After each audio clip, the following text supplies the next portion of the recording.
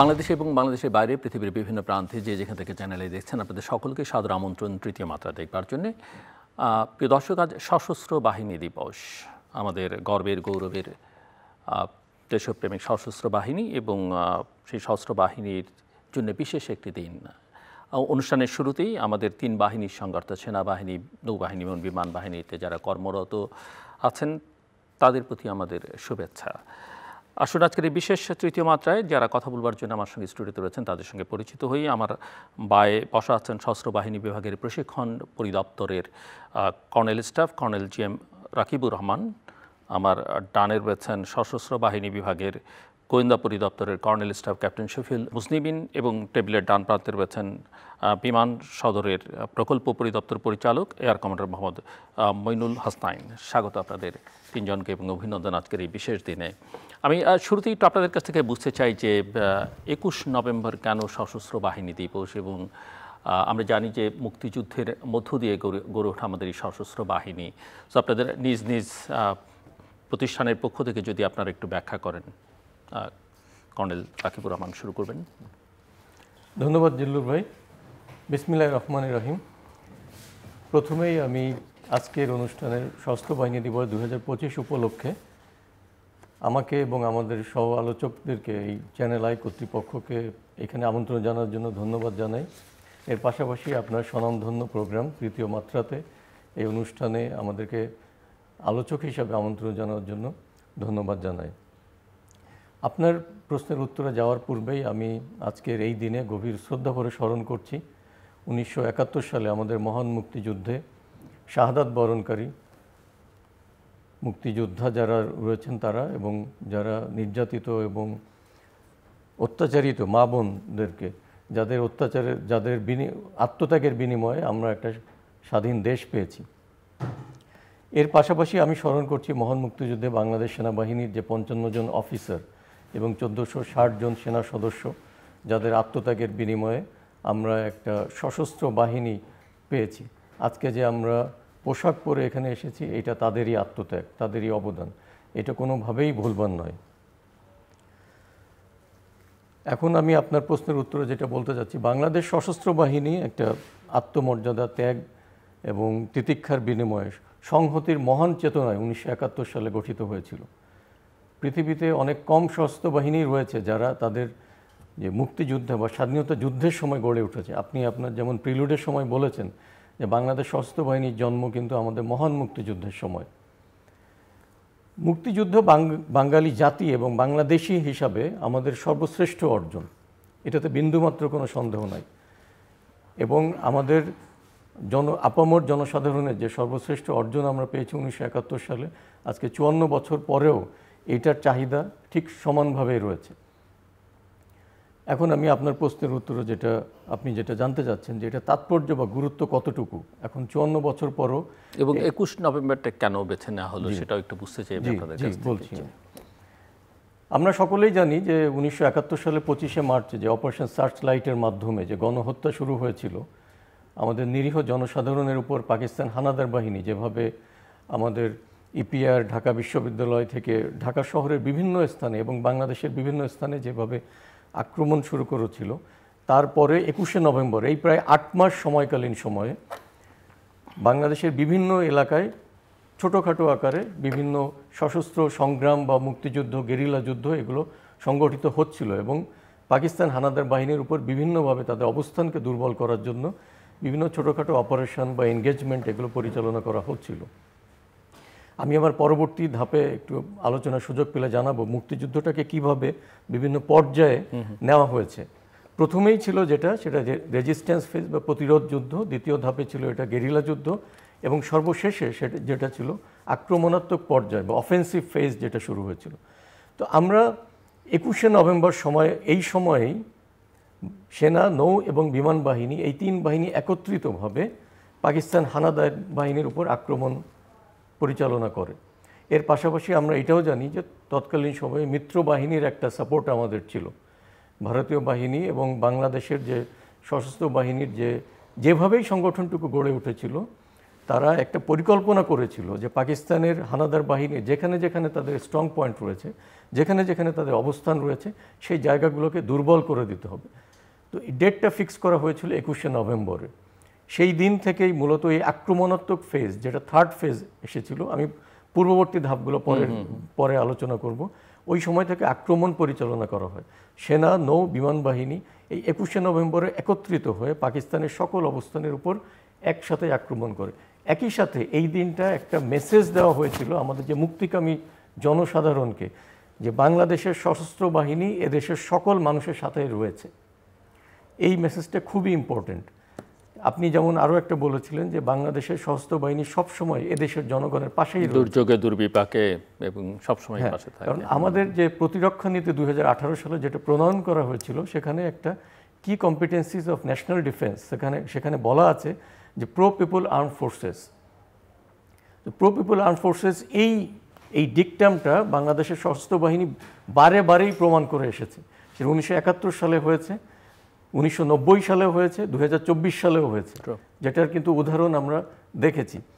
তো 1971 সালে যেই আমাদের যে 5টা ইনফ্যান্ট্রি রেজিমেন্ট ছিল বাংলাদেশে, তারা কিন্তু একসাথেই বিদ্রোহ করেছিল। এইটার মাধ্যমেই যে বাংলাদেশ সেনাবাহিনী তখন একটা মেসেজ জনগণকে দিতে পেরেছিল যে আমরা জনগণের সাথেই আছি। তো এইটার তাৎপর্য 1971 সালে যেরকম ছিল, এই 2025 সালে এসেও তার তাৎপর্য একই রকমের গুরুত্বপূর্ণ। এবং এই 21শে নভেম্বরে যেভাবে 1971 সালে আক্রমণটা রচিত হয়েছিল, এর ফলে কিন্তু আন্তর্জাতিক সমর্থনও আমরা পেয়েছিলাম। এবং এই মাত্র 25 দিনের মধ্যে, 21শে নভেম্বর থেকে 16ই ডিসেম্বর, এই 25 দিনের মধ্যে আমাদের বিজয়টা ত্বরান্বিত হয়েছে। এবং এই সময়কালীন মধ্যে আমরা বিশ্বের বিভিন্ন দেশের, যেমন ভুটান আমাদেরকে 6ই ডিসেম্বর 1971 সালে আমাদেরকে করেছিল, রিকগনাইজ করেছিল একটা স্বাধীন সার্বভৌম দেশ হিসাবে। এইটা একটা বিরাট বড় অর্জন ছিল আমাদের জন্য। তো বাংলাদেশ সশস্ত্র বাহিনী তো বটেই, বাংলাদেশি জাতির ইতিহাসে 21শে নভেম্বরই অত্যন্ত আমি আসছি আবার আপনার কাছে, ক্যাপ্টেন শফিউল মুলতমিন। ধন্যবাদ জলিল ভাই আমাদেরকে চ্যানেল আই স্টুডিওতে আমন্ত্রণ জানানোর জন্য। শুরুতেই আমি মাননীয় নৌবাহিনী প্রধান এবং নৌবাহিনীর সকল সদস্যদের পক্ষ থেকে চ্যানেল আইয়ের সকল দর্শক শ্রোতাকে সশস্ত্র বাহিনী দিবস 2025-এর শুভেচ্ছা জানাচ্ছি। আজকের এই দিনে শ্রদ্ধাভরে স্মরণ করছি মুক্তিযুদ্ধে শহীদ এবং বীর যোদ্ধাদের, যাদের আত্মত্যাগের বিনিময়ে আমরা পেয়েছি আমাদের স্বাধীনতা। স্মরণ করছি 2024 সালের জুলাই আগস্টে যারা নিহত হয়েছেন এবং যারা আহত হয়েছেন তাদেরকে। এবার আমি আপনার প্রশ্নের উত্তরে আসছি। মুক্তিযুদ্ধের নৌবাহিনীর ভূমিকা অত্যন্ত গুরুত্বপূর্ণ এবং আমি বলবো যে এটা কৌশলগতভাবে অত্যন্ত গুরুত্বপূর্ণ। তো কৌশলগতভাবে যে গুরুত্বপূর্ণটা সেটা আমি একটু পরে বলবো। তার আগে নৌবাহিনীর ভূমিকাটা কী ছিল 1971 সালে সেটা আমি আপনাকে বলছি। 26শে মার্চ যখন স্বাধীনতার ঘোষণা করা হয়, তখন বাঙালিদের মনে মুক্তিযুদ্ধে অংশগ্রহণের জন্য একটা প্রচেষ্টা এবং একটা বাসনা তাদের মধ্যে ছিল, দেশের পক্ষে যুদ্ধ করার জন্য। তো তখন পাকিস্তানের যারা নৌবাহিনীর সদস্য ছিলেন, পাকিস্তানে প্রশিক্ষণরত ছিলেন, তাদের মধ্যে বাঙালি যারা ছিলেন, তাদের মধ্যে 13 জন বাঙালি ছিলেন যারা ফ্রান্সের তোলনে তারা প্রশিক্ষণরত, একটা সাবমেরিনের প্রশিক্ষণরত ছিলেন। এবং সেখানে প্রশিক্ষণকালীন সময় তারা সেখান থেকে 8 জন তারা পালিয়ে আসেন। এবং তারা যে ফ্রান্সের তোলন থেকে পালিয়ে আসছেন সেটাও অনেক কঠিন ছিল। তারা তারপর দেশে এসে তারা মুক্তিযুদ্ধে অংশগ্রহণ করেন। প্রথমে তারা 500 জন মুক্তিযোদ্ধাকে সংগঠিত করে তাদেরকে প্রশিক্ষণ প্রদান করেন। সেইখান থেকে 160 জনকে তারা নির্বাচিত করে তাদেরকে নৌ কমান্ডো হিসাবে তাদেরকে নিযুক্ত করেন।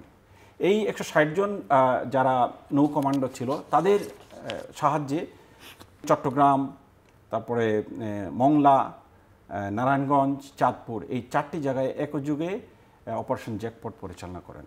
সেই অপারেশনাল জ্যাকপটে প্রায় 1 লাখ টন পাকিস্তানি রসদ এবং তাদের যে সমরাস্ত্র এগুলো ধ্বংস করা হয়। যার ফলে এই যে অপারেশন হয়েছে জ্যাকপটের যে আউটকাম, সেই আউটকামের ফলে তাদের অনেক রসদ ধ্বংস হয়েছে, অনেক আর্মস অ্যান্ড অ্যামুনিশন ধ্বংস হয়েছে, যাদের ফলে তাদের যুদ্ধ করার যে ক্ষমতা সেটা কমে গিয়েছিল। সবচেয়ে বড় যে জিনিসটা হয়েছে সেটা হলো এই 15ই আগস্টের পরে, অপারেশন জ্যাকপটের পরে পুরো বিশ্ব জানতে পেরেছে যে বাংলাদেশের এই অথবা বিশ্বের এই জায়গায় একটা যুদ্ধ সংগঠিত হচ্ছে। এবং আমি যদি আপনাকে বলি যে new York Times, Washington post এইসব পত্রিকায় আমাদের অপারেশন জ্যাকপটের খবর বেরিয়েছে। সো বিশ্ব জানতে পেরেছে যে না, পৃথিবীর এইখানে একটা যুদ্ধ সংগঠিত হয়েছে। এরপরে যখন মুক্তিযোদ্ধারা যখন আরও সংগঠিত হয়েছেন, 21শে নভেম্বর সেনা, নৌ এবং বিমান বাহিনী, 3 বাহিনী যখন সম্মিলিতভাবে আক্রমণ চালিয়েছে, তারপরে নৌবাহিনী সেখানে অপারেশন হট প্যান্ট পরিচালনা করে প্রায় 49টা অপারেশন, ছোট বড় অপারেশন তারা করেছে মংলা অঞ্চলে, যেখানে বেসিক্যালি তাদের উদ্দেশ্য ছিল যে মাইনিং করে পাকিস্তান থেকে যেসব রসদ আসছিল সেই রসদগুলোকে বন্ধ করে দেওয়া। এবং সেইখানেই আমাদের বীরশ্রেষ্ঠ রুহুল আমিন উনি শহীদ হন এবং যিনি পরবর্তী বীরশ্রেষ্ঠ হিসাবে স্বীকৃতি লাভ করেন। তো নৌবাহিনীর হট প্যান্ট অপারেশনের পরেও পাকিস্তানের সাপ্লাইগুলো বন্ধ হয়ে গেছিল। তো যার ফলে আমাদের 21শে নভেম্বর থেকে 16ই ডিসেম্বর আমাদের এই যে মাত্র কয়েকদিনের মাথায় কিন্তু আমরা 25 দিনের মাথায় কিন্তু আমরা একটা স্বাধীনতা অর্জন করেছি এবং স্বাধীন দেশ হিসেবে আমরা পেয়েছি। এই যে অপারেশনগুলো হয়েছে, এটা অপারেশন হয়েছে নৌবাহিনীর অপারেশনগুলোর জন্য supply cut off, logistic cut off এবং তাদের যে রসদ সরবরাহ, এই সরবরাহগুলো বন্ধ হওয়ার জন্য আমাদেরকে 16ই ডিসেম্বরের দিকে তাদেরকে আত্মসমর্পণে বাধ্য করা হয়। আমি আরেকটা জিনিস আপনাকে একটু বলতে চাই, সেটা হচ্ছে নৌবাহিনীর যুদ্ধে বা নৌযুদ্ধে একটা কথা আছে সি কন্ট্রোল। সি কন্ট্রোল হচ্ছে সমুদ্রের নিয়ন্ত্রণ।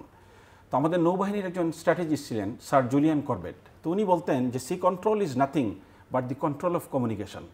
এই আমাদের মুক্তিযুদ্ধে যারা যুদ্ধ ছিলেন, যারা পরিকল্পনা করেছেন, তারা এই কনসেপ্টটাকে কাজে লাগিয়েছেন যে যুদ্ধ যদি করতে হয় তাহলে সি লাইন্স অফ কমিউনিকেশন অথবা রসদ সরবরাহের যে কমিউনিকেশন, এটা কাট অফ করতে হবে।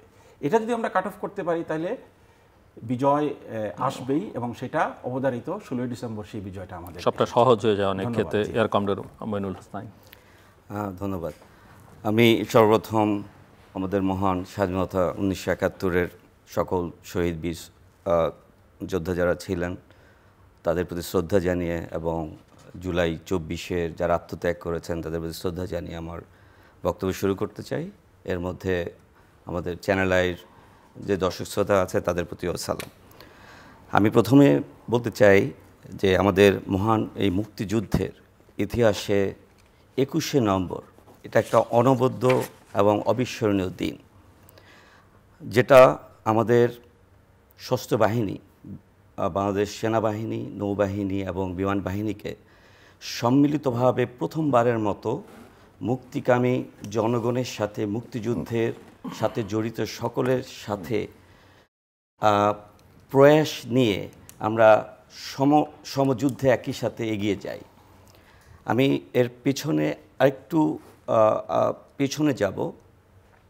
বিমান বাহিনীর যেই জন্ম সেটা ছিল বেসিক্যালি 28শে সেপ্টেম্বর। আমরা যদি একটু দেখি 28শে সেপ্টেম্বরে তৎকালীন পাকিস্তান বিমান বাহিনী থেকে বেশ কিছু আমাদের বৈমানিক, পাকিস্তান বিমান সেনা এবং তৎকালীন পিআইএর কিছু বৈমানিক, তারা সম্মিলিতভাবে তারা ভারতের নাগাল্যান্ড এলাকা থেকে প্রথম একটি অসামরিক অটার, একটি ড্যাকোটা আর একটি এলিয়ট হেলিকপ্টার, এই তিনটাকে কারিগরিভাবে ওনারা এটাকে সমরাস্ত্র সংযোজনের মাধ্যমে প্রথম 3রা ডিসেম্বর মিশন লঞ্চ করে থাকে। এবং এই মিশনটা আমাদের প্রথম চট্টগ্রামের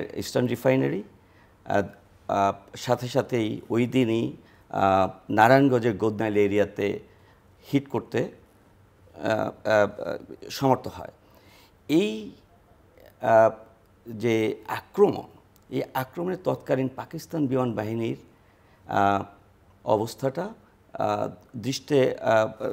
দৃষ্টের যুদ্ধের মোড় ঘোরানোর জন্য যথেষ্টভাবে দায়ী ছিল। আমরা যদি দেখে থাকি এই কিলো ফ্লাইটটা ফর্ম করেছে, এটাকেই আমরা বলি নিউক্লিয়াস ফর আওয়ার এয়ারফোর্স। এই নিউক্লিয়াস থেকেই 3রা ডিসেম্বর থেকে 15ই ডিসেম্বর পর্যন্ত মোটামুটি 50টার বেশি মিশন লঞ্চ করা হয়। এই মিশন লঞ্চের পরে এর মধ্যে আমরা সেনাবাহিনী এবং নৌবাহিনীর সাথেও যুগপত আন্দোলনে সম্পৃক্ত ছিলাম। এতে পাকিস্তান বিমান বাহিনী যুদ্ধের মোড় ঘোরানোর জন্য একটা অবিচ্ছেদ্য অংশ হিসেবে আমরা মনে করে থাকি। সো আমরা এই সম্মিলিত প্রয়াসে 21শে নভেম্বরে আমরা সম্মিলিতভাবে আজকে এই দিনটা আক্রমণের জন্য পালন করে থাকি। এইটা একটা বেসিক্যালি আমাদের সাম্যের বা সম্মিলিত প্রচেষ্টার একটা নিদর্শন এই দিনটা। এই জন্য আমরা আজও এটা যথেষ্টভাবে আমরা বেসামরিক এবং সামরিক সকলে মিলে সম্মিলিতভাবে এই দিনটাকে পালন করে থাকি। এটা থ্যাংক ইউ। আমি আসবো আবার আপনার কাছে। ক্যাপ্টেন শফিউল মুসলিমিন, যেমনটা কর্নেল রাকিব বলছিলেন যে 1971, 1990, 2024-এ জনগণের পাশে বা সশস্ত্র বাহিনীর সদস্যরা দাঁড়িয়েছেন, সেনাবাহিনী এবং বিভিন্ন দুর্যোগ দুর্বিপাকে যেখানেই সমস্যা সেখানেই আপনারা 3 বাহিনী আছেন এবং আন্তর্জাতিক পরিমণ্ডলেও আমাদের সশস্ত্র বাহিনী বিশেষ করে শান্তিরক্ষী মিশনে যথেষ্ট উল্লেখযোগ্য ভূমিকা পালন করছে। তো আমি একটু আপনার কাছ থেকে বুঝতে চাই যে মিলিটারি ডিপ্লোম্যাসিতে আমাদের সশস্ত্র বাহিনীর যে অবস্থান বা ভূমিকা সেটা আপনি কিভাবে মূল্যায়ন করবেন? জি, ধন্যবাদ। আমি যেটা বলেছিলাম যে মুক্তিযুদ্ধের মাধ্যমে কিন্তু নৌবাহিনীর জন্ম হয়েছে এবং এই নৌবাহিনী কালের পরিক্রমায় প্রথমতে ছোট 2টি জাহাজ নিয়ে নৌবাহিনীর যাত্রা হয়েছিল। তৎপরবর্তীতে নৌবাহিনী আজকে ত্রিমাত্রিক নৌবাহিনীতে পরিণত হয়েছে। নৌবাহিনীতে যুক্ত হয়েছে অত্যাধুনিক frigate, corvette, large patrol craft. নৌবাহিনীতে যুক্ত হয়েছে এয়ার আর্মস। নৌবাহিনীতে সাবমেরিন যুক্ত হয়েছে। সম্প্রতি নৌবাহিনীতে আনম্যান এরিয়াল সিস্টেম যুক্ত হয়েছে। সো আমাদের নৌবাহিনী আজকে প্রযুক্তি নির্ভর এবং একটা ডিটারেন্ট ফোর্স হিসাবে নৌবাহিনী আজকে প্রতিষ্ঠিত। নৌবাহিনী শুধু দেশে নয়, নৌবাহিনী আন্তর্জাতিক পরিমণ্ডলীয় নৌবাহিনী তাদের কার্যক্রম অব্যাহত রেখেছে। আমি যদি নৌবাহিনীর কার্যক্রমগুলোকে আমি 3টা অধ্যায় বলি, তাহলে আমরা ইংরেজি লেটার আছে পিকে আমরা 3টা পি হিসাবে নিতে পারি। ফার্স্ট পি হচ্ছে protection of the sovereignty, second P হচ্ছে preservation of the maritime interest, and third is the promote of the peace of international arena. তো আমাদের আপনি যেটা বলছেন যে আন্তর্জাতিক অঙ্গনে নৌবাহিনীর যে ভূমিকা, সেটা আমি যদি থার্ড পিতে অন্তর্ভুক্ত করি, তার মানে promote the piece in the international arena. তো এই ক্ষেত্রে আপনি হয়তো জানেন যে আমাদের জাতিসংঘ মিশনে আমরা অংশগ্রহণ করছি। এ যাবৎ আমাদের প্রায় 7,500 নৌ সদস্য জাতিসংঘ মিশন সম্পন্ন করেছে। বর্তমানে আমাদের 2টি মিশন চলমান রয়েছে। একটি লেবাননে ইউনিফিল, সেখানে আমাদের একটি অত্যাধুনিক করভেট বানৌজা সংগ্রাম সেখানে অপারেট করছে। সেখানে আমাদের 110 জন অফিসার এবং নাবিক আছেন। আমাদের অন্য আরেকটি ইউনিট আছে, সেটা হচ্ছে সাউথ সুদানে, যেখানে আমরা একটা অপারেশনাল লাইফ লাইন নামে প্রায় 10,000 কিলোমিটার মালাকাল থেকে জুবা পর্যন্ত একটা ইউএনের যে রসদবাহী যে লাইফ লাইন আছে সেটা আমরা কন্টিনিউ করছি।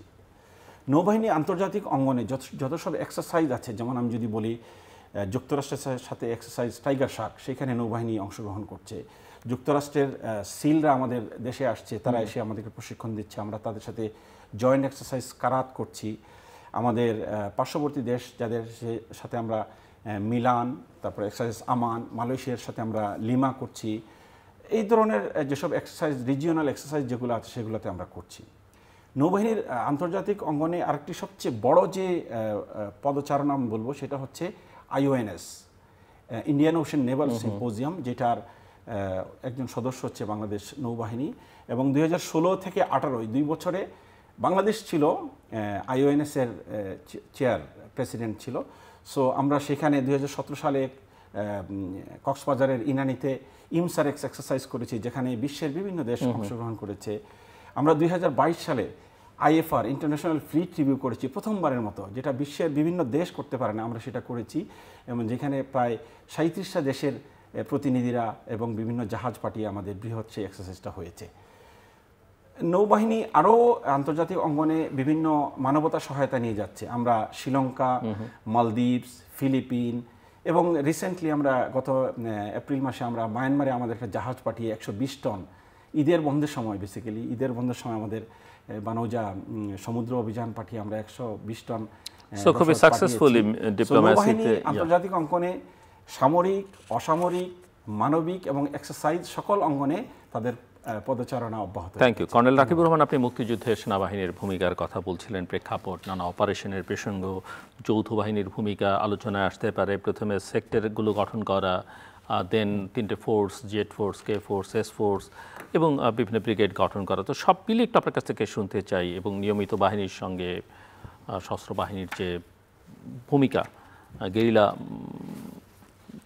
যুদ্ধ, একটু সব মিলিয়ে যদি আপনি আমাদেরকে আচ্ছা, ধন্যবাদ। একসঙ্গে বলেন ছোট করে। আমি প্রথমেই একটু কিছু স্ট্যাটিস্টিক্স আপনাকে জানাই যে 1971 সালে পাকিস্তান আর্মির স্ট্রেংথ ছিল around 3,25,000 standing force. Pakistan army আমরা জানি তৎকালীন সময়েও এবং বর্তমান সময়েও one of the most capable and credible arm forces in the world. তাদের নেভির স্ট্রেংথ ছিল অ্যারাউন্ড 10,000 এবং পাকিস্তান এয়ারফোর্সের স্ট্রেংথ ছিল 17,000। তো সেই তুলনায় বাংলাদেশ একেবারে ন্যাসেন্ট স্টেজে তখন, মানে বাংলাদেশের ফোর্সটা মূলত ছিল পাকিস্তানের কিছু সৈনিক এবং অফিসার, এবং তৎকালীন পূর্ব পাকিস্তানে তখন 5টি ইনফ্যান্ট্রি রেজিমেন্ট ছিল, 1, 2, 3, 4 এবং 8 ইস্ট বেঙ্গল রেজিমেন্ট। তো এই পুরো মুক্তিযুদ্ধটাকে আমরা দেখি যে তখনকার commander in chief general Osmani sir, উনি 3টি ধাপে মুক্তিযুদ্ধটাকে স্প্রেড করেছিলেন। প্রথম ধাপটা আমি আগেই বলেছি, রেজিস্ট্যান্স ফেজ, প্রতিরোধ যুদ্ধ। দ্বিতীয় ফেজে এটা ছিল গেরিলা যুদ্ধ, এবং তৃতীয় ফেজে ছিল অফেন্সিভ, যেটা আক্রমণাত্মক ফেজ আমরা বলি। তো 26শে মার্চে যুদ্ধ ঘোষণার পর থেকেই আমরা দেখি প্রথমেই 4 এপ্রিলে একটা তেলিয়াপাড়াতে একটা কনফারেন্স হয়েছিল, যেটা ছিল পরবর্তীতে একজন ফোর্স কমান্ডার হয়েছিলেন জেনারেল খালেদ মোশাররফ সাহেব, ওনার ক্যাম্প ছিল এটা তেলিয়াপাড়া। ওইখানে কিছু ডিসিশন হয়েছিল যে আমাদের একটা ফোর্স কনস্টিটিউট করতে হবে। ফোর্স কনস্টিটিউট না করলে এটার একটা স্ট্রাকচার দেওয়া যাচ্ছে না, আর্মি এবং সশস্ত্র বাহিনী একটা স্ট্রাকচার ফর্ম করা যাচ্ছে না। এর পরিপ্রেক্ষিতে 12ই এপ্রিলে আরও একটা কনফারেন্স হয়েছিল, যেখানে তৎকালীন রাজনৈতিক নেতা তাজউদ্দিন আহমেদ, ওনার একটা কনসেপ্ট ছিল যে পুরো বাংলাদেশকে সেক্টরে ভাগ করতে হবে। ইনিশিয়ালি ছিল এটা 4টি সেক্টরে ভাগ করা হবে, চট্টগ্রাম, কুমিল্লা, সিলেট এবং এখানে দক্ষিণ পশ্চিমাঞ্চলে যশোর, কুষ্টিয়া, খুলনা, এই বেল্ট মিলে টোটাল 4টা সেক্টরে। পরবর্তীতে এই 4টা সেক্টরকেই আবার এক্সপান্ড করে 11টা সেক্টরে ভাগ করা হয়েছিল, যেটা আবার জেনারেল ওসমানী স্যারের তার ইনপুটস এটার মধ্যে ছিল, এই কনসেপ্টের মধ্যে। তো এইটা রাজনৈতিকভাবে আমরা একটা তখন স্ট্র্যাটেজিক ডাইরেক্টিভস পেয়েছিলাম তাজউদ্দিন সাহেবের কাছ থেকে। পরবর্তীতে এটা মিলিটারি স্ট্র্যাটেজিক ডাইরেক্টিভস, বা আমরা যদি সমরবিদ্যার ভাষায় বলি, এটা মিলিটারি স্ট্র্যাটেজিক ডাইরেক্টিভসটা আমরা পেলাম জেনারেল আতাউল গনি ওসমানী কাছ থেকে, যে 11টা সেক্টরে এটা ভাগ করা হবে। এবং সেখানে বিবেচ্য বিষয় ছিল কিছু, যে ডিসেন্ট্রালাইজড কমান্ড হবে এন্টায়ার, কারণ তখন আমাদের কমিউনিকেশন সেট ছিল না, এক সেক্টরের সাথে আরেক সেক্টরের সাথে যোগাযোগ কিভাবে করতে হবে, এক সেক্টরের সাফল্য আরেক সেক্টরে আমরা কিভাবে ট্রান্সমিট করব, এই জিনিসগুলো জানানো খুব ইম্পর্টেন্ট ছিল, যেটা করার খুব মানে ক্রেডিবল সোর্স ছিল না। তো প্রথমে যখন আমরা রেজিস্ট্যান্স ফেজ শুরু করলাম, তখন মূলত আমাদের আপামর জনসাধারণ যারা আছে তাদেরকে নিয়ে আমরা প্রত্যেকটা এলাকায় আমরা একটা মানে দুর্গ বা ফোর্ট্রেস কনসেপ্টে আমরা নিজেদেরকে ইয়ে করলাম, পাকিস্তান হানাদার বাহিনীকে তাদেরকে রেজিস্ট্যান্স দিলাম। পরবর্তীতে গেরিলা যুদ্ধ আমাদের প্রত্যেকটা গ্রামে গ্রামে আনসার, ভিডিপি এবং তারা যারা ছিল স্থানীয় জনগণের সহায়তায়, মানে একটা নদীর ভিতরে একটা মাছ যেভাবে তার একটা পরিচিত রাস্তার মধ্যে সে মুভ করতে পারে, গেরিলারা কিন্তু ঠিক এইভাবে তার এলাকাটা তার হাতের একটা পামের মতো, তালুর মতো, সে হাতের প্রতিটা রেখা সম্বন্ধে জানে। সে কোন গ্রামের মধ্য দিয়ে গেলে শর্টেস্ট পসিবল ওয়েতে একটা পাকিস্তানের স্ট্রং পয়েন্টকে ধ্বংস করা যাবে, সেটা কিন্তু সে মুক্তি বাহিনী এবং আমাদের সশস্ত্র বাহিনীকে দিক নির্দেশনা দিয়ে দিত। এই ফেজটা চলেছে প্রায় আপনার জুলাই আগস্ট পর্যন্ত। তো এই আমি 12ই এপ্রিলের কথা বললাম। তারপরে জুলাই মাসে যে প্রথম জেট ফোর্স স্ট্যাবলিশ হয়েছিল, তৎকালীন ফোর্স কমান্ডার ছিলেন মেজর জিয়াউর রহমান, পরবর্তীতে সেনাপ্রধান জেনারেল জিয়াউর রহমান। অগাস্টে হয়েছিল কে ফোর্স এবং আরও পরে হয়েছিল এস ফোর্স। 3জন ফোর্স কমান্ডারের নামে এই জেড, কে এবং এস ফোর্স হয়েছিল। তো 21শে নভেম্বরের এই আনুমানিক এই সময়টায় মূলত এই আক্রমণাত্মক ফেজটা শুরু হয়েছিল। তখন মানে আমরা ততদিন মানে বাংলাদেশে বর্ষাকাল, এবং আমরা জানি যে আমাদের যখন বর্ষার মৌসুমটা চলে তখন আমাদের এই যে নদীগুলো একটা সাগরের মতো পরিস্থিতি হয়ে যায়। এবং আমরা বিভিন্ন বইতেও পড়েছি যে Bangladesh is a defenders paradise and offenders nightmare. তো যখনই যারা এটা আমরা ডিফেন্স নিয়েছি, এটা আমাদের জন্য একটা ডিফেন্সের স্বর্গরাজ্য তৈরি হয়েছিল। কারণ কিছু দূর পরপরই একটা খাল অথবা একটা নদী বা কোনো একটা ওয়াটার অবস্টাকলস ছিল, যেটা পার হওয়া ছিল পাকিস্তান হানাদার বাহিনীর জন্য খুবই একটা দুর্বিষম একটা বিষয়। সেখানেই আমাদের এই গেরিলা যোদ্ধারা পাকিস্তান হানাদার বাহিনীকে দুর্বল করার জন্য, তাদের রসদ, তাদের যে সাপ্লাই লাইন ছিল এটা কাট অফ করার জন্য একটা বিভিন্ন ধরনের অপারেশন করেছিল, ছোটোখাটো অপারেশন। এরই পরিপ্রেক্ষিতে তারা যখন আরও বেশি নাজুক হয়ে যায়, দুর্বল হয়ে যায়, পরবর্তীতে আমাদের মিত্রবাহিনী এবং বাংলাদেশের সশস্ত্র বাহিনীর সহায়তা, 3 বাহিনীর সহায়তা, আমাদের সহ আলোচক যেভাবে বলেছিলেন, তাদের ইস্টার্ন রিফাইনারিতে তার আগেই বোম্বার্ডমেন্ট করা হয়েছিল। নারায়ণগঞ্জে গোডনাইনে তাদেরকে বম্ব করা হয়েছিল। তার আগে অপারেশন জ্যাকপটের মাধ্যমে তার সাপ্লাই লাইনকে আরও ব্রেক করা হয়েছিল। সো মেরিটাইম এবং এয়ারফোর্সের সাপোর্ট নেওয়ার পরে যখন ল্যান্ড অফেন্সিভটা যখন শুরু হয়, তখন আসলে পাকিস্তান সেনাবাহিনীর আসলে পিছু হটা ছাড়া আর কোনো উপায় ছিল না। তারই পরিপ্রেক্ষিতে আমরা দেখি যে 21শে নভেম্বরের কাছাকাছি সময়ে, নট এক্স্যাক্টলি যে 21শে নভেম্বরেই শুরু হয়েছিল, যদিও আমরা জানি 21শে নভেম্বরে যশোরের বয়রা এলাকা থেকে এই ল্যান্ড অফেন্সিভটা মূলত যাত্রা শুরু করে। কিন্তু এই কাছাকাছি সময়ে এই যে অফেন্সিভটা শুরু হয়েছিল, এইটাই বিজয়কে ত্বরান্বিত করেছিল 16ই ডিসেম্বরে, যারই পরিপ্রেক্ষিতে এই 25 দিনের মধ্যে আমাদের চূড়ান্ত বিজয় অর্জন করতে পারি। এয়ার কমডোর মইনুল হোসাইন, যদি একটু আপনি আমাদেরকে বলেন যে দেশ গঠন এবং দেশের ইকোনমিক ডেভেলপমেন্টে এবং আন্তর্জাতিক পরিসরে সুনাম অর্জনে বা অন্যান্য বিবেচনায়ও যে বিমান বাহিনীর ভূমিকা কী? ধন্যবাদ। আমাদের সহালোচক অলরেডি বলেছে যেভাবে নৌবাহিনী আন্তর্জাতিক মণ্ডলে কাজ করছে, বিমান বাহিনীও একই তালেই কাজ করে যাচ্ছে। আমি প্রথমে উল্লেখ করতে চাই বিমান বাহিনী আন্তর্জাতিক মণ্ডলে বিভিন্ন শান্তিরক্ষী বাহিনীতে কিভাবে নিয়োজিত আছে। আপনি জেনে খুশি হবেন এর মধ্যে বিমান বাহিনী প্রায় 10,000 সদস্য আন্তর্জাতিক শান্তিরক্ষী বাহিনীতে কর্মরত ছিল। বর্তমানেও 4টি আফ্রিকান কান্ট্রিতে নিয়োজিত আছে, DR Congo, central African republic, south Sudan এবং লেবাননে কর্মরত আছে। এখানে আমাদের 6টা হেলিকপ্টার কঙ্গোতে আছে, একটা ট্রান্সপোর্ট বিমান আছে, সেন্ট্রাল আফ্রিকান রিপাবলিকেও 3টা হেলিকপ্টার আছে। এই বিমানগুলো এবং এছাড়াও বিভিন্ন ইউনিটগুলো ওখানে পরিচালনা করছে বিভিন্ন এয়ারফিল্ড সার্ভিস, এবং এর মাধ্যমে গত আমি বলবো 1993 সাল থেকে বিমান বাহিনী এই ধরনের আন্তর্জাতিক মিশনে জড়িত আছে। সর্বপ্রথম আমরা মিশন শুরু করি বসনিয়া হার্জেগোভিনাতে, তারপরে 1995 সালে আমরা কুয়েতে আমরা হেলিকপ্টার কন্টিনজেন্ট পাঠিয়ে আমরা মিশন শুরু করি। ওই যাত্রা আমাদের জন্য ছিল অত্যন্ত গৌরবের। আমরা এখনও একই তালে আন্তর্জাতিক মহলে বিভিন্ন এভিয়েশন রিলেটেড যে মিশনগুলি আছে, এভিয়েশন রিলেটেড এবং সার্ভিস রিলেটেড, ওই মিশনগুলো আমরা কন্ডাক্ট করছি। এতে আমরা শুধু যে সুনাম অর্জন করছি তা না, এর সাথে আমরা যথেষ্ট পরিমাণ ফরেন কারেন্সির রেমিটেন্স আমরা পাচ্ছি। এটা আমাদের দেশের ইকোনমির জন্য একটা অন্যতম একটা সেক্টর। এছাড়াও আমরা জাতীয় পর্যায়ে বা বিভিন্ন দুর্যোগ মোকাবেলায় বিমান বাহিনী ফার্স্ট রেসপন্ডার হিসেবে কাজ করে। আপনি যদি জেনে খুশি হবেন, আপনি যদি লাস্ট ফিউ ইয়ার্স দেখেন, পাকিস্তান, ভারত, নেপাল, তারপরে চায়না, টার্কি, বিভিন্ন জায়গায় যে বড় বড় আর্থকোয়েক ওই ধরনের যে প্রাকৃতিক দুর্যোগগুলো হয়ে থাকে, আমাদের বিমান বাহিনী ফার্স্ট রেসপন্ডার হিসেবে কাজ করে। এতে বিমান বাহিনীর মান সম্মান এবং উচ্চতর পর্যায়ে গিয়েছে। আমি বলবো এটা সশস্ত্র বাহিনী বিমান বাহিনীর ফার্স্ট এলিমেন্ট হিসেবে মুভ করে ওখানে এবং সম্মিলিতভাবে কাজ করে। এতে আমাদের আন্তর্জাতিক পরিমণ্ডলে যথেষ্ট সুনাম অর্জন হয়েছে। আপনি জাতীয়ভাবেও যদি দেখেন, এরকম প্রাকৃতিক দুর্যোগ বা ওই ধরনের কাজে ফার্স্ট হিসেবে কিন্তু সশস্ত্র বাহিনী কাজ করে, যার মধ্যে বিমান বাহিনী অনবদ্য ভূমিকা রয়েছে।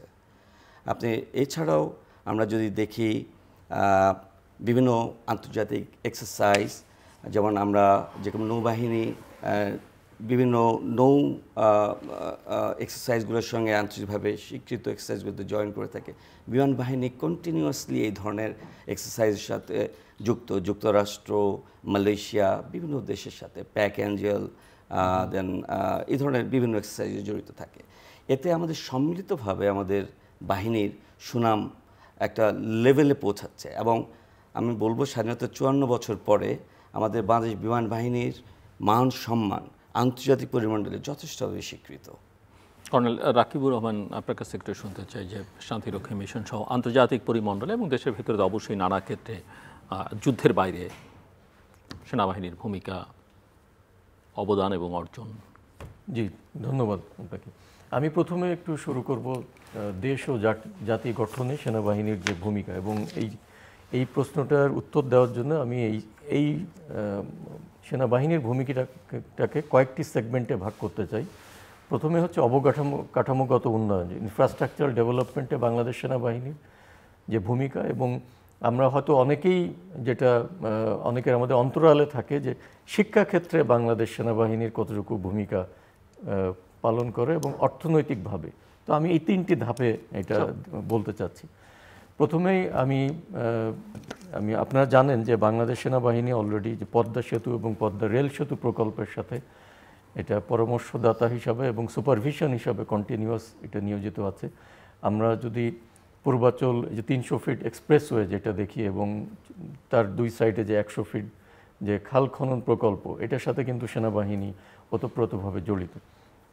কালশি ফ্লাইওভার, আমাদের যেখানে একটা যানজটের একটা প্রধান একটা এলাকা ছিল ক্যান্টনমেন্ট থেকে বের হওয়ার পরে মিরপুর ডিএইচএসে যাওয়ার জন্য এবং মিরপুর 10 নম্বরে যাওয়ার জন্য, কালশি ফ্লাইওভারেও সেনাবাহিনীর পার্টিসিপেশন ছিল। এর আগে ছিল হাতিরঝিল প্রকল্প বা কুড়িল ফ্লাইওভার বা বালুখালী এবং ঘুমদুম যে সীমান্ত সংযোগ সড়ক, এইখানেও সেনাবাহিনীর পার্টিসিপেশন রয়েছে এবং সেনাবাহিনীর সুপারভিশনে এই কাজটা হচ্ছে। সবচেয়ে বড় একটা মেগা প্রজেক্ট আমি যদি বলি যে বর্ডার রোড প্রজেক্ট, যেটা প্রায় 1036 কিলোমিটার ব্যাপী এবং খুবই দুর্গম এলাকায়, পাহাড়ি এলাকায়, যেখানে 5-10 কিলোমিটারের মধ্যে কোনো জনবসতিই থাকে না, সেই এলাকায় বর্ডার বরাবর বাংলাদেশ সেনাবাহিনী একটা বর্ডার রোড প্রজেক্ট হিসাবে এটা নিয়েছে এবং এটার কাজ অনেক দূর চলমান হয়েছে, যেটা 2019 সাল থেকে শুরু হয়েছিল। এর পাশাপাশি এটা তো গেল অবকাঠামোগত উন্নয়ন। আমি এখন শিক্ষাক্ষেত্রে সেনাবাহিনীর ভূমিকা, যেটা আপাত দৃষ্টিতে দেখা যায় না। আমাদের সেনাবাহিনী কর্তৃক পরিচালিত প্রায় 65টি cantonment public school and college পরিচালিত হয় এবং 38টি cantonment board school and college. তো ক্যান্টনমেন্ট স্কুল অ্যান্ড কলেজগুলোতে প্রায় 1,30,000 ছাত্রছাত্রী পড়াশোনা করে এবং বোর্ড স্কুলগুলোতে প্রায় 50,000, তো দুইটা মিলে 1,80,000। এর বাইরে আমরা 12টা ক্যাডেট কলেজ সেনাবাহিনী কর্তৃক পরিচালিত হয়, 6টি আর্মি মেডিকেল কলেজ রয়েছে, 2টি নার্সিং কলেজ, 4টি ইঞ্জিনিয়ার ইনস্টিটিউট রয়েছে। এর পাশাপাশি আমাদের বিশ্বমানের ইনস্টিটিউট যেটা MIST, যেটা আপনি কিছুদিন আগেই যেটা এটা ওয়ার্ল্ড র্যাঙ্কিংয়ের মধ্যে এসেছে, ওয়ার্ল্ডের প্রথম 1500 ইনস্টিটিউটের মধ্যে MIST ইনক্লুডেড হয়েছে। এছাড়া বাংলাদেশ ইউনিভার্সিটি অফ প্রফেশনালস, এই ইনস্টিটিউশনগুলো বাংলাদেশ সেনাবাহিনী কিন্তু, তো অ্যাজ এ হোল প্রায় 2 লক্ষ ছাত্রছাত্রী এই সেনাবাহিনী কর্তৃক পরিচালিত বিভিন্ন শিক্ষা প্রতিষ্ঠানে কিন্তু পড়াশোনা করে। তো শুধু এই 2 লক্ষ না, 2 লক্ষ পরিবার কিন্তু বাংলাদেশ সেনাবাহিনীর সাথে জড়িত। তার মানে তাদের সাথে একটা কানেক্টেড থাকে তারা, মানে এটা বাংলাদেশ সেনাবাহিনীর সাথে ওতপ্রোতভাবে জড়িত এবং তারা সবসময় সেনাবাহিনীর উপর নির্ভরশীল। এর পাশাপাশি সবচেয়ে ইম্পর্টেন্ট এবং যে ক্ষেত্রে বাংলাদেশ সেনাবাহিনী পথ দেখিয়েছে, আমি বলবো যে আমাদের বিশেষ চাহিদা সম্পন্ন যে শিশুদের জন্য যে প্রয়াস স্কুল পরিচালিত হয়, এটা 11টা ব্রাঞ্চ বর্তমানে বাংলাদেশে বিভিন্ন ক্যান্টনমেন্টে এবং বাইরেও পরিচালিত হচ্ছে। তো এইটা একটা অনন্য একটা উদাহরণ বাংলাদেশ সেনাবাহিনী কর্তৃক পরিচালিত হয়। এখন অর্থনৈতিকভাবে আমি দেখি বাংলাদেশ সেনাবাহিনী কীভাবে বাংলাদেশের সামগ্রিক অর্থনীতিতে এটা একটা বিভিন্ন একটা প্রভাব ফেলছে। আমি যদি আমাদের যে সেনা কল্যাণ সংস্থা, Bangladesh machine tools factory, Bangladesh diesel plant, আমাদের ট্রাস্ট ব্যাংক, এই যে অর্গানাইজেশনগুলো আছে এবং এগুলোর যে প্রোডাক্ট, সেনা কল্যাণ সংস্থার যে প্রোডাক্টগুলো বাইরে চলে, বিভিন্ন সিমেন্ট অথবা গার্মেন্টস অথবা এডিবল অয়েল যেগুলো, এইগুলো কিন্তু মানে কাস্টমার পর্যায়ে এটা রিভিউ এবং ইম্পর্টেন্ট। আমি জাস্ট একটা ছোট্ট ইন্টারভিউ করি, একটা ছোট্ট প্রশ্নটা প্রীতিকর হতে পারে, অপ্রীতিকর হতে পারে, আরণ্য, যে এই কাজগুলো নিঃসন্দেহে ভালো, এগুলো কন্ট্রিবিউট করছে, কিন্তু এই প্র্যাকটিসটা কি অন্যান্য দেশে আছে? কারণ অনেক জায়গায় এরকম সমালোচনা, যেমন পাকিস্তানের ক্ষেত্রে বলে যে মিলিটারি ইঙ্ক ইনকর্প। সো বাংলাদেশের ক্ষেত্রে অনেকে সমালোচনা করে থাকেন যে আমাদের সশস্ত্র বাহিনী, সেনাবাহিনী কেন এত কিছুর মধ্যে, ব্যবসা বাণিজ্য এর মধ্যে ইনভলভ হচ্ছে। মানে এটা কি পজিটিভ দিক না নেগেটিভ দিক, নাকি এই প্র্যাকটিসটা সর্বত্রই আছে পৃথিবীর? জাস্ট একটু বোঝার জন্য। না, এটা কিছু কিছু দেশে আছে, কিন্তু এটা আমি পজিটিভ সাইড যেভাবে দেখি, কারণ এইখানের মূল যে কর্মসংস্থান হয় এটা কিন্তু মূলত অবসরপ্রাপ্ত যারা সেনা সদস্য আছে তাদেরই একটা বিরাট বড় একটা কর্মসংস্থান হয়। সার্ভিস ইন সার্ভিস পার্সোনেলের সংখ্যাটা অনেক কম এখানে মূলত। এটা কি সশস্ত্র বাহিনী বা সেনাবাহিনীকে তার যে মূল ফোকাস সেখান থেকে সরিয়ে দেয় কিনা, বা এটা কোনো ধরনের বিচ্যুতি কিনা? না, এটা আমি বলবো তা কিছু কিছু ক্ষেত্রে তাদেরকে পেশাগতভাবে দক্ষ করে তুলে, স্পেশালি যে ইনফ্রাস্ট্রাকচার ডেভেলপমেন্ট যে প্রজেক্টগুলো বাংলাদেশ সেনাবাহিনী করে, সক্ষমতাটাকে অন্য লেভেলে নিয়ে যায়। যে বিদেশেও কোনো ইম্পর্টেন্ট অ্যাসাইনমেন্টে বাংলাদেশ সেনাবাহিনীকে যে এমপ্লয় করা যায়, সেইখানে একটা কনফিডেন্স এখান থেকে ডেভেলপ করে। আমি এই দেশ গঠনে সেনাবাহিনীর পাশাপাশি আমি জাতিসংঘ মিশনে সেনাবাহিনীর একটু ছোট্ট করে বলে নিই, যেহেতু এটার বাংলাদেশ সেনাবাহিনী 1988 সালে প্রথম ইউনিমগ ইরাকে 15 জন সেনা সদস্য পাঠানোর মাধ্যমেই সেনাবাহিনীর জাতিসংঘ শান্তিরক্ষা মিশনের যাত্রাটা শুরু হয়। এবং এই গত প্রায় 37 বছরে বাংলাদেশ সেনাবাহিনী কিন্তু বিশ্বে একটা ব্র্যান্ড নেম হিসাবে পরিচিত হয়েছে।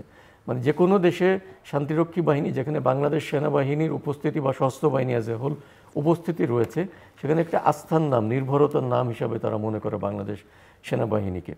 বাংলাদেশ তো একসময় নাম্বার 1 কন্ট্রিবিউটর, কখনো 2, এখন কত নাম্বার? এখন 2-3 এই রেঞ্জের মধ্যে থাকে বর্তমানে। যেমন বাংলাদেশ সেনাবাহিনী টোটাল 9টি দেশে 9টি মিশনে 4811 জন সেনা সদস্য বর্তমানে ডিপ্লয়েড রয়েছে, এবং অ্যাজ এ হোল টোটাল 40টা দেশে আমরা আমাদের মিশন সম্পন্ন করেছি, 54টা মিশন, এবং সর্বমোট 1,53,000-এর বেশি সেনা সদস্য তাদের জাতিসংঘ শান্তিরক্ষী মিশন অলরেডি সম্পন্ন করেছে। কিন্তু এই যে অর্জন, এটা কিন্তু শুধু আসেনি, আমাদের কিন্তু এটার পিছনে বিশাল স্যাক্রিফাইস রয়েছে। আমাদের 131 জন সেনা সদস্য কিন্তু তাদের জীবন উৎসর্গ করেছে এটার পিছনে, শাহাদাত বরণ করেছে। 246 জন সেনা সদস্য পঙ্গুত্ব বরণ করেছে, আহত সেনা সদস্য রয়েছে। তো আমাদের একটা বিশাল একটা আত্মত্যাগ রয়েছে। এইটাও জাতিসংঘ সদর দপ্তর কিন্তু শ্রদ্ধাভরে স্মরণ করে বাংলাদেশ সেনাবাহিনীর এই অর্জন এবং এই ত্যাগ তিতিক্ষাকে। এবং বর্তমানের যে পোস্টার যেটা চেঞ্জ হয়েছে, পিস কিপিং, আগে ছিল পিস কিপিং, এখন পিস এনফোর্সমেন্ট, চ্যাপ্টার 6 থেকে চ্যাপ্টার 7-এ এটা রোবাস্ট পিস কিপিংয়ে এটা ট্রান্সফর্ম করেছে। সেখানেও বাংলাদেশ সেনাবাহিনীর যে ট্রান্সফরমেশনটা, এইটাও আসলে অন্যান্য অনেক দেশের জন্য একটা অনুকরণীয় দৃষ্টান্ত। এবং আপনি জেনে খুশি হবেন, আফ্রিকার কিছু কিছু দেশ আমাদের সাথে একটা জয়েন্ট ভেঞ্চারে বিভিন্ন দেশে ডিপ্লয়েড হওয়ার ব্যাপারে আগ্রহ প্রকাশ করেছে, যেটা বাংলাদেশ সেনাবাহিনীর জন্য একটি অনন্য সাধারণ। কোথাও তো বাংলা ভাষাও, জি, আমরা জানি যে সিয়েরা লিওনে তাদের সেকেন্ড ল্যাঙ্গুয়েজ বাংলাদেশের নামে, বাংলাদেশ এবং বাংলাদেশের নামে একটা রোড তারা তৈরি করেছে। আইভরি কোস্টেও একটা রোড বাংলাদেশের নামে তৈরি করা হয়েছে। এটা অবশ্যই এটা আমাদের যারা প্রিডিসেসর যারা ছিল, আগে যারা বিভিন্ন সময় জীবন উৎসর্গ করেছে, তাদের আত্মত্যাগের ফলেই কিন্তু আমরা এই পর্যায়ে আসতে পেরেছি। Thank you, congratulations and proud of you all. আপনার কাছ থেকে আমি শুনতে চাই, কমডোর আমানুল হাসনাইন, বিমান বাহিনীর এখনকার স্ট্রেংথ বা যতটুকু বলা সম্ভব। আপনি নিশ্চয়ই আমাদের উন্নত মানে স্বাধীনতার পর সর্বশেষ এখন কি অবস্থায়, কোথায় দাঁড়িয়ে আছি আমরা? ধন্যবাদ। আপনি জানেন বিমান বাহিনীর জন্মলগ্ন থেকে বিমান বাহিনী as a whole very technical force and very expensive force আমরা বলে থাকি। আমরা বিমান বাহিনীর জন্মলগ্ন থেকে আমাদের যে যুদ্ধ বিমান বা হেলিকপ্টার বা ট্রান্সপোর্ট বিমান যেগুলো ছিল, ওগুলো ছিল সেকেন্ড জেনারেশন বা ওই অনেক আগের মডেলের। ওগুলো করতেই কিন্তু আমাদের বিভিন্ন সময়ে পার হওয়ার সাথে সাথে আমরা ক্রমান্বয়ে উন্নতি সাধন করছি। আমরা ধাপে ধাপে বিভিন্ন আপনার জেনারেশনের যুদ্ধবিমান, হেলিকপ্টার এবং যে ট্রান্সপোর্ট বিমান, এগুলো অ্যাকুইজিশন শুরু করি।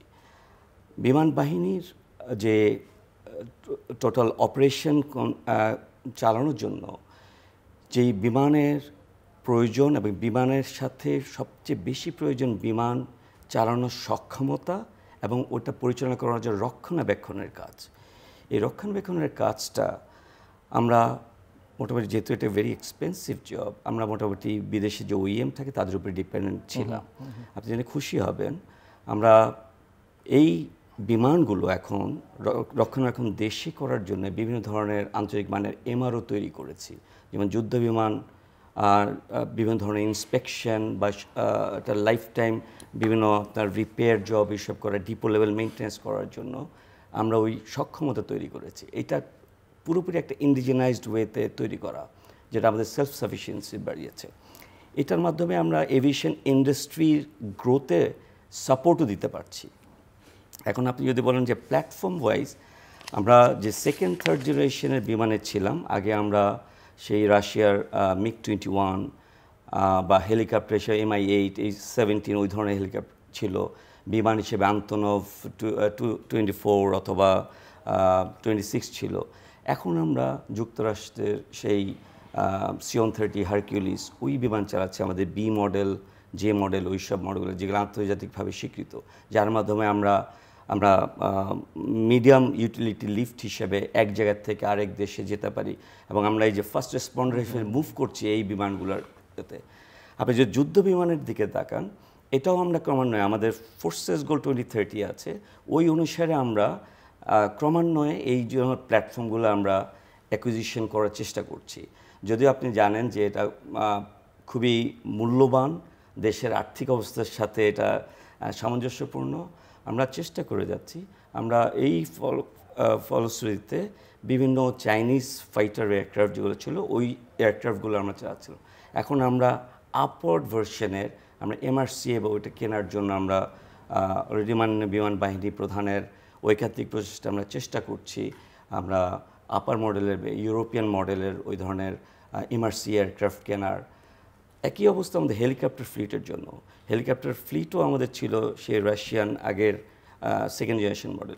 আমরা খুব রিসেন্টলি 2014-15 সালে আমরা Leonardo Agusta maritime search and rescue, যেটা আমাদের 200 মাইল EZ যেটা ওই পর্যন্ত যেটা ওই সক্ষমতার হেলিকপ্টার কিনেছি। এর সাথে আমরা ইভেন যে ট্রেইনার এয়ারক্রাফটগুলো ওটাতেও আমরা অনেক উন্নতি সাধন করেছি। আমরা জেট ট্রেইনার হিসেবে আমরা Yak-130 4+ জেনারেশন Yak-130 রাশিয়ার ওটা কিনেছি। আমরা বেসিক ট্রেইনার হিসেবে জার্মানির গ্রোভ এয়ারক্রাফট আছে, ওইটাকে আমরা অ্যাকুইজিশন করেছি। সো আমরা একটার পর একটা আমাদের যে সামর্থ্য অনুসারে আমরা এবং আমাদের যে দিক নির্দেশনা আছে, যে রোড ম্যাপ আছে, ওই অনুসারে আমরা একটার পর একটা আমরা বিমান প্ল্যাটফর্মগুলো রাইট ট্র্যাকে আছে, আমরা রাইট ট্র্যাকে আছি। এটার সাথে আমাদের আরেকটা জিনিস যেটা হলো, আমরা যেহেতু আকাশ প্রতিরক্ষার সাথে ওতপ্রোতভাবে জড়িত, আমাদের যে রাডার সেন্সর, এই রাডার সেন্সরগুলোও আগে ছিল আমাদের যে দ্বিমাত্রিক রাডার, অ্যানালগাস রাডার, হয়তো চাইনিজ বা রাশিয়ান।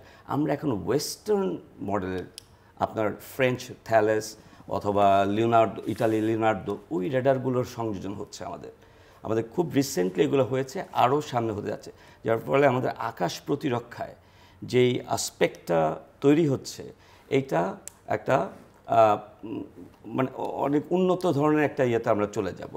এর সাথে আপনি আরেকটা জিনিস বলে রাখি আমি, আমাদের এই ইন্ডিজিনাইজেশন প্রজেক্টের সাথে আমরা আনম্যান ভেহিকেল, এয়ার ভেহিকেল UAV, এই ভেহিকেলেরও আমরা ইন্ট্রোডিউস করেছি। বাট আমরা এর চেয়ে বেশি যেটা করতে যাচ্ছি, আমরা নিজস্ব প্রযুক্তিতে এই আনম্যান এয়ার ভেহিকেল এবং আনম্যান এয়ার কমব্যাট ভেহিকেল তৈরি করার জন্য আমরা কারখানা স্থাপন করছি আমার দেশেই, যে আমরা এটা তৈরি করতে পারি। এর সাথে আপনি জেনে আরও খুশি হবেন, আমরা মনুষ্য এয়ারক্রাফট যেটা, এটাও আমরা আমাদের নিজস্ব ইঞ্জিনিয়ারদের তত্ত্বাবধানে আমরা তৈরি করতে পেরেছি। এইটা আমাদের বিমান বাহিনীর জন্য একটা অনবদ্য প্রচেষ্টা। এবং আমি সত্যিভাবে বলতে চাই যে আমাদের এই প্রচেষ্টা যে অব্যাহত থাকে, আমরা বিমান বাহিনীকে অদূর ভবিষ্যতে আমরা একটা ডিফারেন্ট হাইটে দেখব, যেটা আমাদের সম্মিলিতভাবে সশস্ত্র বাহিনীর জন্য ঐকান্তিকভাবে সামনে যাওয়ার যে প্রচেষ্টা, এটাকে সফল করবে আমি মনে করি। Thank you captain Shafiul Mujtamin. Blue economy নিয়ে প্রচুর কথাবার্তা হচ্ছে এবং নৌবাহিনী এর সঙ্গে জি, ব্লু ইকোনমি বর্তমান বিশ্বে একটা ইকোনমিক কনস্ট্রাক্ট, যেটা জাতিসংঘের যে সাস্টেইনেবল ডেভেলপমেন্ট গোল 14 আছে, যেখানে বলা আছে যে the utilisation of ocean resources and ocean management. তো সেটা আমাদের একটা লক্ষ্য আছে, সেই লক্ষ্যকে আমাদেরকে অর্জন করতে হবে। ব্লু ইকোনমি বেসিক্যালি সমুদ্র সম্পদের টেকসই ব্যবহারটাকেই আমরা যে ম্যানেজমেন্ট করে থাকি, সেটাই আমাদের ব্লু ইকোনমি। এটার কিছু উদ্দেশ্য আছে, সেটা হচ্ছে যে আমরা যেমন খাদ্য নিরাপত্তা অর্জন করতে পারি, আমাদের অর্থনৈতিক সমৃদ্ধি অর্জন করতে পারি, কর্মসংস্থানের সৃষ্টি করতে পারি, শিল্প বাণিজ্যের উন্নয়ন করতে পারি, আন্তর্জাতিক সাথে আমাদের যে যোগাযোগ সেটাও আমরা বজায় রাখতে পারি। তো আপনি জানেন যে বঙ্গোপসাগর অথবা বে অফ বেঙ্গল অত্যন্ত সমৃদ্ধশালী আমাদের অর্থনীতির জন্য, যেখানে প্রাণীজ ও প্রাণীজ সম্পদ আছে, যেখানে জাহাজ শিল্প আছে, আমাদের দুইটা সি লাইন্স অফ কমিউনিকেশন যারা আউটসাইড ওয়ার্ল্ডের সাথে যোগাযোগ আছে, আমাদের থার্ড একটা লাইন্স অফ কমিউনিকেশন যেটা আমরা বলি যে রিভার লাইন অফ কমিউনিকেশন। সমুদ্রগুলোকে বলি সি লাইন্স অফ কমিউনিকেশন, আর রিভারেরগুলো বলি যে রিভার লাইন অফ কমিউনিকেশন। আমাদের চট্টগ্রাম থেকে ঢাকা পর্যন্ত অথবা খুলনা মংলা বন্দর থেকে ঢাকা পর্যন্ত দেশব্যাপী আমাদের যে নদীমাতৃক যে চলাচল, এটাও কিন্তু আমাদের জন্য একটা লাইফ লাইন। তো সমুদ্রের কথা বলছিলাম, সমুদ্রে প্রাণীজ ও অপ্রাণীজ অনেক সম্পদ আছে, মৎস্য সম্পদ আছে, সমুদ্রের শিল্প বাণিজ্য আছে, লবণ আছে, সি উইড আছে, তারপর রিনিউয়েবল এনার্জি আছে, সমুদ্র ট্যুরিজম আছে, এবং সর্বোপরি সমুদ্রের যে ব্যবস্থাপনা সেটাও কিন্তু ব্লু ইকোনমির সাথে যুক্ত আছে। সম্প্রতি আপনি জেনে থাকবেন যে নৌবাহিনী 24/7 এই ব্লু ইকোনমি এবং ব্লু ইকোনমি রিলেটেড যেসব ইন্ডাস্ট্রি এবং শিল্প বাণিজ্য আছে সেগুলোকে রক্ষা করার জন্য নিরাপত্তা এবং ব্যবস্থাপনা দুটিই করে যাচ্ছে। আমরা সবসময় একটা অপারেশন করি, অপারেশন ব্লু গার্ড। এখানে নৌবাহিনীর একটা জাহাজ সবসময় নিমজ্জিত থাকে। আপনি জানেন যে আমাদের যে মহেশখালী আছে, সেখানে আমাদের FSRU আছে, LNG টার্মিনাল। আমাদের সমুদ্রে একটা সিঙ্গেল পয়েন্ট মুরিং অলরেডি স্থাপিত হয়েছে, যেখান থেকে আমরা তেল সমুদ্র থেকে নিয়ে আসি, যেটা ঢাকা পর্যন্ত আমাদের আসে। আমাদের বহির্নোঙরে অনেকগুলো বিদেশি জাহাজ আছে যেগুলো LNG সহ বৈদেশিক পণ্য নিয়ে আসে, সেগুলো নিরাপত্তা আমরা দিয়ে থাকি। আমাদের মাতারবাড়ি যে কোল প্রজেক্ট যেটা আছে, সেখানে নিরাপত্তা আমরা দিয়ে আসছি। আমাদের এখানে ডিপ সি পোর্টের কার্যক্রম চলমান আছে, সেটার ম্যানেজমেন্ট এবং নিরাপত্তা আমরা নৌবাহিনী সম্পৃক্ত আছে। সম্প্রতি আপনি জানেন যে মহেশখালী ইন্টিগ্রেটেড ডেভেলপমেন্ট একটা অথরিটি গঠন করা হয়েছে, সেখানে নৌবাহিনীর নেতৃত্ব এবং নৌবাহিনীর ভূমিকা সেখানে উপস্থিত আছে। তো সর্বোপরি আমি বলবো যে ব্লু গার্ড এবং ব্লু ইকোনমি দুইটা ওতপ্রোতভাবে জড়িত, এবং নৌবাহিনী অঙ্গাঙ্গিভাবেই দেশের অর্থনৈতিক উন্নয়নে ব্লু ইকোনমির জন্য কাজ করে যাচ্ছে। আরেকটা জিনিস না বললে নয়, সেটা আপনি হয়তো জানেন যে বর্তমানে যে নিউ মারিন কন্টেইনার টার্মিনাল যেটা নৌবাহিনী ম্যানেজমেন্ট করছে, এটা নৌবাহিনীকে হস্তান্তরের 49 দিনের মাথায় 1,75,000 TEUC কন্টেইনার হ্যান্ডেলিং সক্ষম হয়েছে, যেটা পূর্ববর্তী 49 দিনের চেয়ে প্রায় 46% বেশি। তো নৌবাহিনীর ব্যবস্থাপনায় সেই কন্টেইনার টার্মিনাল প্রায় 500 TEUC-তে পরিণত হয়েছে প্রতিদিন। সেখানে কিন্তু নৌবাহিনী সাফল্য অর্জন করেছে। সর্বোপরি পোর্টগুলোর ম্যানেজমেন্ট আমাদের নৌবাহিনীর ব্যবস্থাপনা এবং নৌবাহিনীর নেতৃত্বের মাধ্যমে সম্পন্ন হচ্ছে। ওভারঅল ব্লু ইকোনমি বাংলাদেশের যে ভবিষ্যৎ অর্থনৈতিক যে সমৃদ্ধির পথ, সেই ব্লু ইকোনমিতে নৌবাহিনীর পদচারণা চলমান আছে। সো আমরা শেষের দিকে একদম ফাইনাল রাউন্ড, ক্লোজিং রিমার্কস। আমরা আলোচনা করিনি এমন কোনো বিষয় থাকলে আপনারা আনতে পারেন, কিন্তু প্রত্যেকের জন্য 1 থেকে 1.5 মিনিট করে সময়। এর কমান্ডার মোহাম্মদ মাইনুল ইসলাম। ধন্যবাদ।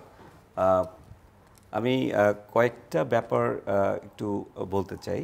বিমান বাহিনীর দেশ বা জাতি গঠনে ভূমিকা আপনি যদি দেখে থাকেন, অতি সম্প্রতি জুলাই 24-এর যে সাম্প্রতিক পরিস্থিতি, এই পরিস্থিতির পরে বাংলাদেশের সকল আন্তর্জাতিক বিমানবন্দরগুলো পরিচালনা অলমোস্ট বন্ধ হয়ে যাচ্ছে।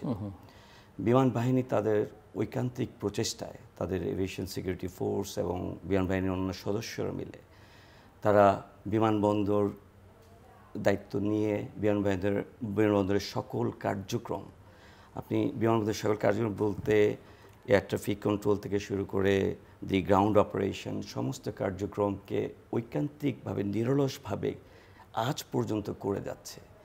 এটা জাতির জন্য একটা মানে এটা অনবদ্য একটি চ্যালেঞ্জ ছিল বিমান বাহিনীর জন্য।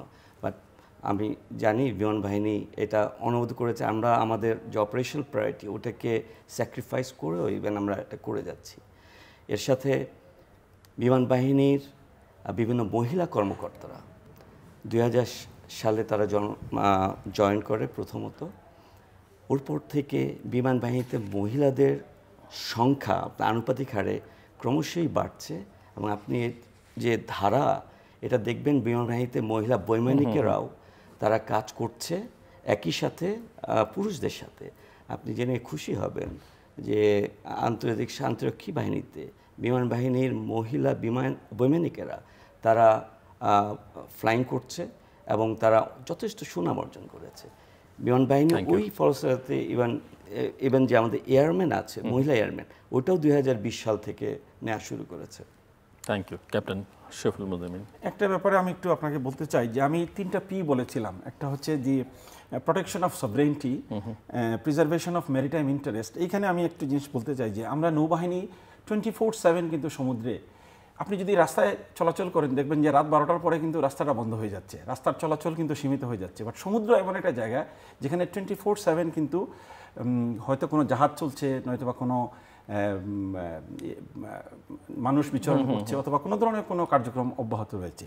নৌবাহিনী কিন্তু 24/7 কিন্তু সমুদ্রে বিচরণ করছে। আমরা প্রতিদিন বা সবসময় আমরা 7টি অপারেশন করে থাকি এবং একটা হচ্ছে আমাদের ট্রেজার শিল্ড, একটা হচ্ছে আমি বলেছিলাম আমাদের ব্লু গার্ড, একটা হচ্ছে আমাদের যে সমুদ্রে অনুপ্রবেশ ঠেকানোর জন্য আমাদের প্রতিহত আমরা খুলনা অঞ্চলে একটা নির্মূল একটা অপারেশন করে থাকি। সবচেয়ে বড় যে জিনিসটা করি আমরা সেটা হচ্ছে অপারেশন জাটকা অপারেশন করে থাকি এবং মাহিল সারক্ষা অপারেশন করে থাকি। তো এই যে সামগ্রিক অপারেশনের ফলে, নৌবাহিনীর অপারেশনের ফলে আমাদের মৎস্য সম্পদ যে একটা উন্নতির দিকে যাচ্ছে সেটার একটা সাফল্য দেশের অর্থনীতিতে বহন করে। এবং এই বছর আপনি জেনে থাকবেন যে নৌবাহিনীকে স্বর্ণপদক প্রদান করা হয়েছে ফিশারি ম্যানেজমেন্টের ক্ষেত্রে। এই যে দেশের উন্নয়নে নৌবাহিনী যে কাজ করে যাচ্ছে এটা দেশের অর্থনীতিকে এই ভবিষ্যতে সমৃদ্ধি করে নিয়ে যাচ্ছে। Thank you colonel James. আমি প্রথমেই একটু সেনাবাহিনীর উন্নয়নের ব্যাপারে কিছু বলে নিয়ে আমি খুব সংক্ষেপে শেষ করে দিব। আপনি জানেন যে বাংলাদেশ সেনাবাহিনীতে অতি সম্প্রতি আমাদের যে স্ট্যান্ডার্ড ইনফ্যান্ট্রি রেজিমেন্টগুলোকে কিছু কিছু রেজিমেন্টকে ট্রান্সফর্ম করে মেকানাইজড ইনফ্যান্ট্রি ব্যাটালিয়নে কনভার্ট করা হয়েছে। এছাড়া আমাদের আর্মি এয়ার ডিফেন্স কোর্টটাকে আরও বেশি মডার্নাইজ করা হয়েছে, সেখানে সোরাট মিসাইল এবং রাডার কন্ট্রোল গান যুক্ত করা হয়েছে। আমাদের আর্মার্ড রেজিমেন্টগুলোতে অত্যাধুনিক যে লাইট ট্যাঙ্ক এবং সিমুলেটর প্রযুক্তি এইগুলো অ্যাড করা হয়েছে এবং এর পাশাপাশি আমরা জানি যে সিগন্যাল কোরের জন্য যে রেডিও রিলে ইকুইপমেন্ট বা ইলেকট্রনিক ওয়ারফেয়ার ইকুইপমেন্টগুলো অ্যাড করা হয়েছে। এবং এছাড়া আমাদের আনম্যান্ড এরিয়াল ভেহিকেল, আমাদের state of the art unmanned Arial vehicle system রয়েছে বাংলাদেশ সেনাবাহিনীতে।